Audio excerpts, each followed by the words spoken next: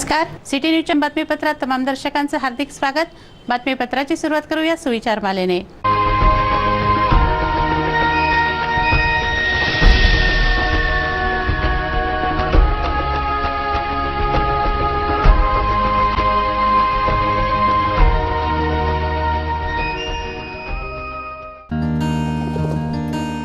इस दिन इस दिन का सबसे सुहाना पल कौन सा है, क्या कहता है? आजा घर आजा।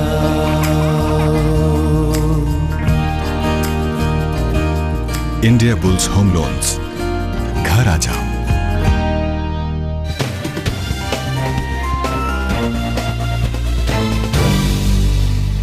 चला बघूया बातम्या विस्तारित स्वरूपात।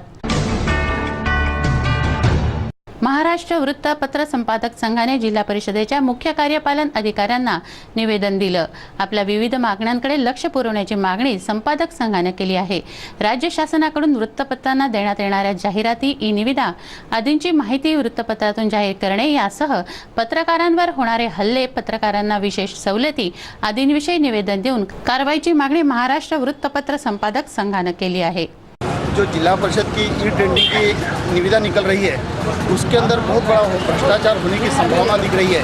ये हम जिला परिषद के सीईओ से ऐसी डिमांड कर रहे हैं कि जाके निविदा जो काम है, काम के साथ में काम भी प्रसिद्धि होए और उसके साथ में शर्ती अटी भी प्रसिद्धि हो, जाके पूरा काम जनता तक के पहुँचे, जनता दरबार तक के पहुँचाना और वृत्तपत्र एक सरकार की पॉलिसी जनता तक के पहुँचाना, ये हमारी एक डिमांड है। और पीछे पत्रकारों पे जो हल्ले हो रहे हैं उसका भी हम जाहिर निषेध करते हैं। वो भी हम सरकार से मांग किए हैं कि एक पत्रकारों की एक समिति स्पेशल बनाई जाए और उसके लिए कानून बनाया जाए। पत्रकारों के लिए यहाँ पे हम जिले स्तर पर समिति रहे और स्टेट लेवल पे समिति रहे और उसमें छोटे से बड़े सभी चैनल, दैनिक, साप्ताहिक के सभी प्रतिनिधि नेतृत्व करें, ऐसा हम एक डिमांड कर रहे हैं। महाराष्ट्र शासन से माननीय मुख्यमंत्री जिला परिषद के सीईओ के मार्फत वो कलेक्टर साहब को एक निवेदन दे रहे हैं। उस माध्यम से हमारी मांगे और जायज़ है जो हमारे पत्रकारों को घरकुल योजना मिलना चाहिए, तमाम हमारी जो फैसिलिटी है। और अभी हमारे पत्रकार भाई जो आज न्यूज़ कवरेज करने को जाते हैं, उनको टोल टैक्स लगता है, वह भी टोल टैक्स फ्री होना चाहिए। आज कई पत्रकारों के पास में घरकुल योजना नहीं है ऐसी, और हर पत्रकारों को विशेष कार्यकारी दंडाधिकारी नियुक्त किया जाए। हमारे इसमें मांग है पत्रकारों को पेट्रोल डीजल भी मुफ्त दिया जाना चाहिए, क्योंकि यह काम जो जनता की सेवा के लिए कर रहे हैं, यह पर्सनल पत्रकारों के व्यक्तिगत नहीं है। 15 ऑगस्ट स्वातंत्र्य दिनाचा औचित्य साधून मनपा शाळांमध्ये गणवेश वाटप करण्यात आला आहे। शिक्षण विभागाला 11,768 गणवेश प्राप्त झाले होते। त्यांचं वाटप झालं असून 200 गणवेश बाकी आहेत, अशी माहिती शिक्षण विभागाने दिली आहे। यंदा मनपा शाळेतील सगळे विद्यार्थी अप टू डेट दिसतील असा दावा शिक्षण विभागाचा आहे। नवीन गणवेश मिळाल्याने विद्यार्थीही उत्साहाने ध्वजवंदनाला हजर असतील अशी अपेक्षा आहे। 7 महिन्यांपूर्वी पाकिस्तानने राक्षसी कृत्य केलं। भारतीय जवानांचं शिर पाकिस्तानात नेलं तर धड भारतात टाकलं। या दुर्दैवी घटनेत शहीद झालेल्या अमर शहीद सुधाकर यांच्या पत्नी दुर्गा सिंग शहरात आल्या असता सिटी न्यूजने त्यांची व्यथा जाणून घेतली। 14 ऑगस्ट अखंड भारत दिनाचं औचित्य साधून विश्व हिंदू परिषदेनं वीररस संमेलनाचं आयोजन केलं आहे। त्यामधील प्रमुख अतिथी दुर्गा सिंग या अतिशय कोवळ्या वयात ओढवलेल्या कठीण प्रसंगाला धैर्यानं तोंड देत आहेत। देशावर आपला जीव ओवाळून टाकणाऱ्या या जवानांबाबत मंत्र्यांसारखे जबाबदार व्यक्ती असंबद्ध विधान करतात, तर दुसरीकडे कवी प्रदीप यांचं ए मेरे वतन के लोगो हे गाणं ऐकून पंडित नेहरूंच्या डोळ्यांना पाणी आलं होतं। अमर शहीद सुधाकर यांच्या पत्नी दुर्गा सिंग केवळ 19 वर्षाच्या आहेत। आपला भाऊ रवी सिंग परिहार यांच्यासह त्या अमरावतीत आल्या असता सिटी न्यूजने त्यांची व्यथा जाणून घेण्याचा प्रयत्न केला। काश्मीरमधील पूंछमध्ये भारतीय जवानांच्या चौकीवर हल्ला झाला आणि त्याच्यामध्ये 5 जवान शहीद झाले। अशा घटना नेहमी वारंवार घडतच असतात आणि पाकिस्तानचे छुपे हल्ले होतच असतात। आणि याच्यापेक्षा क्रूर कर्म जे पाकिस्तानने केलेलं आहे की भारतीय जवानांचं अपहरण करून त्या जवानाचं शिर स्वतः नेलं आणि धड भारतीय हद्दीत टाकलं। या दुर्दैवी घटनेला कुठलंही आपण नाव देऊ शकत नाही।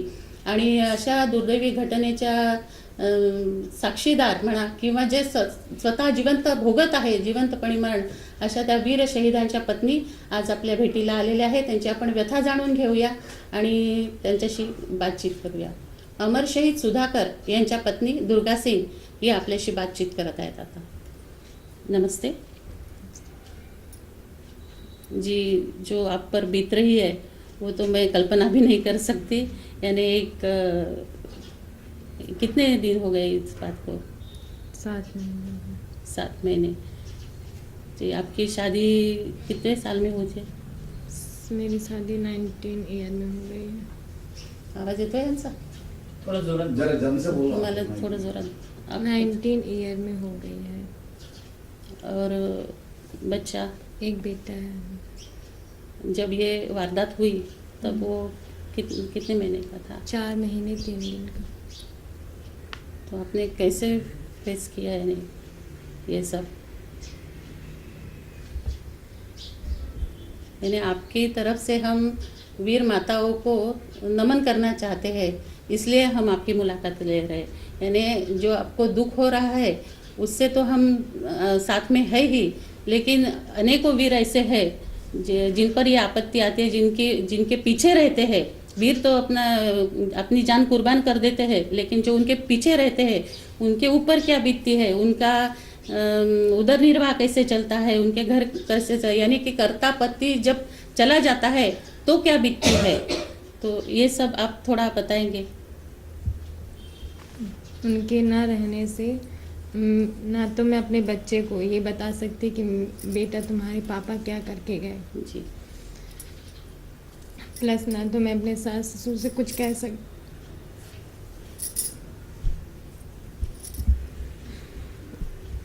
मैं मायके में रहती हूँ अभी. ससुराल से भी मेरे पापा मम्मी आते जाते हैं. भाई साहब भाभी दीदी है मेरी, वो भी आती रहती है. नंदे 2 जन मेरी. ये फैमिली मुझे जिस तरह से रहना चाहिए उनको, वो लोग मुझे एडजस्ट उसी तरह कर रहे हैं. बस यही है कि वो नहीं है, उसका दुख कोई नहीं दिला सकता. नहीं, सच, उनकी कमी कोई पूरी नहीं कर सकता. मध्य प्रदेशातील चुरघट तालुक्यातील डेढिया गावातील त्या रहिवासी आहेत. 4 महिन्यांचं बाळ असताना हा दुर्दैवी प्रसंग ओढवला. आज त्या बाळाला पोटाशी घेऊन आपला भाऊ व आईवडिलांच्या आधारानं ही वीरपत्नी जीवन जगते आहे. दुर्गा सिंग यांच्या भावानं रवि सिंग परिहारनं आपली प्रतिक्रिया दिली. रवि सिंग परिहार जी, आप इनके साथ रहते अभी? मैं इसी के साथ में रहता हूँ. ये वही मतलब हमारे साथ में, मतलब जी. जब से ऐसे घटना हुई थी यहाँ रखते हैं. वहाँ इसलिए नहीं रखते क्योंकि हर तरह का आदमी वहाँ पे आता है. 24 घंटे वही बात होती है. हाँ, अब उसको बुलाने की कोशिश करते हैं, बस हो गया. तो हम आपको याद दिला रहे, सॉरी. नहीं याद दिलाने, बस ये सोचते हैं कि वो चीज़ याद आएगी तो फिर वही चीज़, माहौल तो 24 घंटा दिमाग में रहता ही है. मानसिक लेकिन वो चीज़, अवस्था सुधारने के लिए बस ये है कि अब जो है जो हो गया उसको बदल तो कोई नहीं बदल नहीं सकता सकता जी. ना कोई भी कर सकता कुछ भी. लेकिन अब जो है आगे, मतलब एक बालक है, बस उसको बनाना है, बस हो गया. उसको बनाना है. और इनकी लाइफ, इनके बारे में क्या सोचा है? इनका एजुकेशन कंटिन्यू चल रहा है. जी. ग्रेजुएशन कंप्लीट हो गया है. हाँ, अभी मतलब एमपी गवर्नमेंट से जो भी जॉब के लिए वो हुआ था, जॉब भी कर रहे हैं. जी. कलेक्ट्रेट में जॉब के लिए वो हो गया था. 1 फरवरी को ज्वाइनिंग कर ली थी इन्होंने. बस बच्चे को पढ़ाना है, बस उद्देश्य है केवल बच्चे को बनाना, जी. और बना के बस उनसे भी ऐसा काबिल बनाना कि उनसे मतलब बड़ा होके उनको जो उन्होंने किया है उनसे उनसे बड़ा करें. कार्य करे, ताकि मतलब और दुनिया याद रखेगी पिता ने किया है तो बाप भी, लड़का भी करके जा रहा है, कुछ ना कुछ करेगा. तो उसका एजुकेशन वगैरह सब आप, यानी और सरकार से जो आपको मदद मिली वो तुरंत मिल गई? हाँ, सब चीज़ हो गई. सब चीज हो गई. विश्व हिंदू परिषदेच्या वतीनं 14 ऑगस्ट अखंड भारत दिनानिमित्त वीररस संमेलन आयोजित केलं आहे. त्याविषयी विश्व हिंदू परिषदेचे विजय शर्मा यांनी आपलं म्हणणं मांडलं.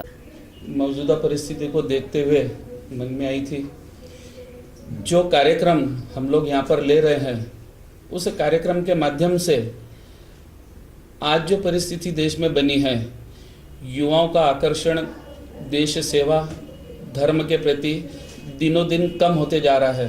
और ऐसे में आज हमारी सीमाएं सुरक्षित नहीं हैं। हमारे सीमा में घुसकर पाकिस्तान हमारे 2 सैनिक उठाकर लेके जा रहा है और वहाँ से वापस हमें सैनिकों के बदले उनके केवल धड़ दे रहा है, और हमारी सरकार सिर लाने के भी काबिल नहीं है। उल्टा अगर उनके यहाँ से कोई मंत्री आता है तो उनका स्वागत वहाँ पे जाके हमारे मंत्री एयरपोर्ट पे करते हैं और उनको भोजन देते हैं। तो उन माताओं के ऊपर क्या गुजरी होंगी जिन माताओं ने आज तक के इस देश की सीमा पे सुरक्षा के लिए तैनात किए हुए अपने सपूतों को खोया है। अगर सरकार कम से कम वो सिर भी लेके आती तो हमें एक ऐसा लगता है कि नहीं, हमारे जवानों की शहादत जो है वो व्यर्थ नहीं गई, लेकिन सरकार सिर लाने के काबिल नहीं रही।